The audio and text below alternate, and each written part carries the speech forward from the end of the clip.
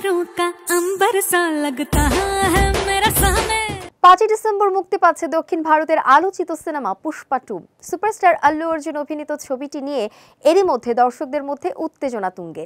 অগ্রিম টিকিট বিক্রিও শুরু হয়েছে। চারিদিকে যখন সিনেমাটির মুক্তি উপলক্ষে উন্মাদনা, ঠিক তখনই আইনি জটিলতায় পড়লেন আল্লু অর্জুন।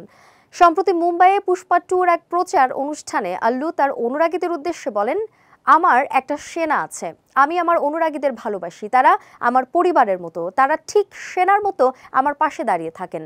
ভারতীয় সংবাদ মাধ্যম হিন্দুস্তান টাইমস জানিয়েছে, অনুরাগীদের সেনার সঙ্গে তুলনা করায় হায়দ্রাবাদের জওহরনগর থানায় এক ব্যক্তি অভিযোগ দায়ের করেছেন। অভিযোগপত্রে অভিনেতাকে ভবিষ্যতে তার অনুরাগীদের আর্মি সম্বোধন করতে নিষেধ করা হয়েছে। অভিযোগপত্রে লেখা হয়েছে, সেনারা সম্মানীয়, তারা আমাদের দেশকে রক্ষা করেন, তাই আপনি আপনার অনুরাগীদের এই নামে ডাকতে পারেন না। পরিবর্তে আরও অনেক বিশেষণ রয়েছে যা আপনি ব্যবহার করতে পারেন।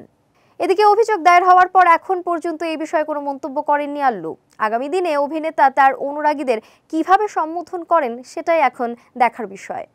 শুক্রবার পরিচালিত পুষ্পা 2 সিনেমা প্রথমটির চেয়ে আরও বেশি চমকপ্রদ হবে বলে আশ্বাস দিয়েছেন নির্মাতারা। বাজেটও রয়েছে প্রথম সিনেমার তুলনায় দ্বিগুণ।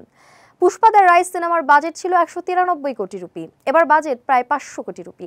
চলচ্চিত্র বিশ্লেষকরা মনে করছেন পুষ্পা 2 বক্স অফিসে দারুণ সাড়া ফেলবে।